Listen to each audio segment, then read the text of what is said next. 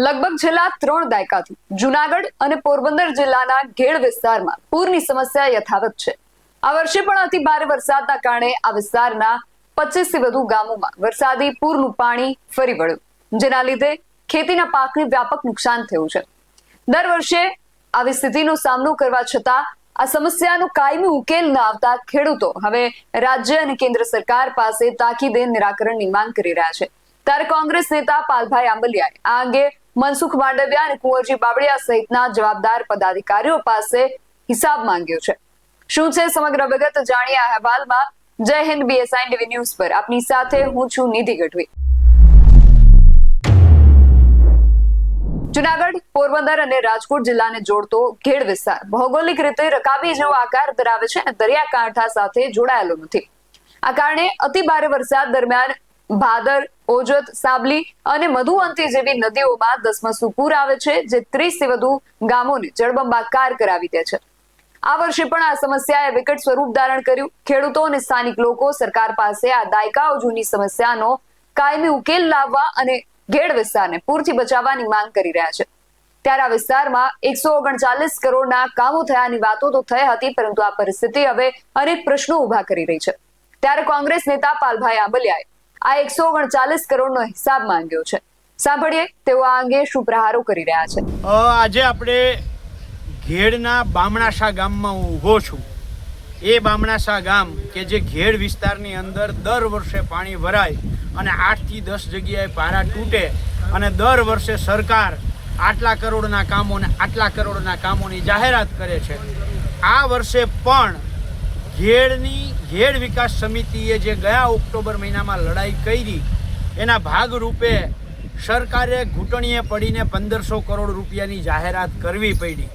139 કરોડના કામો સરકારે મંજૂર કરી દીધા, કામો કરી નાખ્યા અને એ કામો સંપૂર્ણ રીતે પાણીમાં તણાઈ ગયા। એ મારી પાછળ તમે જોઈ શકો છો। એટલે આ મનસુખભાઈ માંડવિયા, કેન્દ્રીય મંત્રી અને આ વિસ્તારના સંસદ સભ્યશ્રી, માનનીય અર્જુનભાઈ મોઢવાડિયા, માનનીય દેવાભાઈ માલમ, માનનીય અરવિંદભાઈ લાડાણી, આ ત્રણેય ધારાસભ્યો અને માનનીય સિંચાઈ મંત્રી કુંવરજીભાઈ બાવળિયા ને મારો સીધો સવાલ છે, જે મેં ગત મે મહિનામાં પૂછ્યો હતો કે આ 139 કરોડ તમે વાપર્યા છે ક્યાં, એનો જવાબ આપો। આ 139 હવે તમને ખબર પડી। આ મારી પાછળના જે દ્રશ્યો દેખાય છે આવી જ રીતે વપરાઈ ગયા, ખિસ્સામાં પડી ગયા। અને જે હું વારે વારે કહું છું, 40% કમિશનની આ સરકાર, આમાં ઘેડમાં તો 40% નહીં 4%નું કામ કરી અને 96% કમિશનની આ સરકારે આ કામ કર્યું છે। એના કારણે ખેડૂતોના મકાન નદીમાં પાણીમાં તણાઈ જાય છે, એના કારણે ખેડૂતોના ખેતરો તણાઈ જાય છે।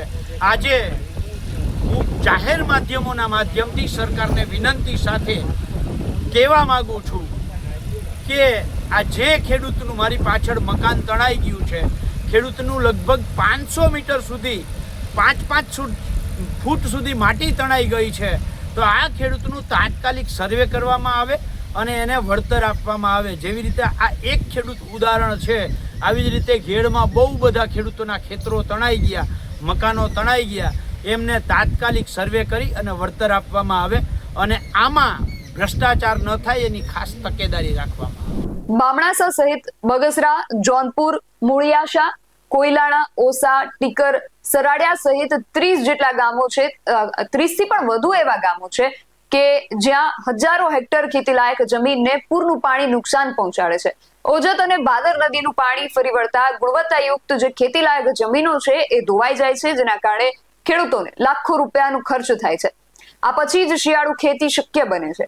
આ સમસ્યાથી ત્રસ્ત ખેડૂતો હવે દર વર્ષે જમીનને ફરીથી ખેતીલાયક બનાવવા આ પ્રક્રિયાથી કંટાળી ગયા છે અને તાકીદે કાયમી ઉકેલ લાવવાની માંગ કરી રહ્યા છે। અને પાલભાઈએ પણ 139 કરોડ ક્યાં વપરાયા તેનો જવાબ માંગ્યો છે।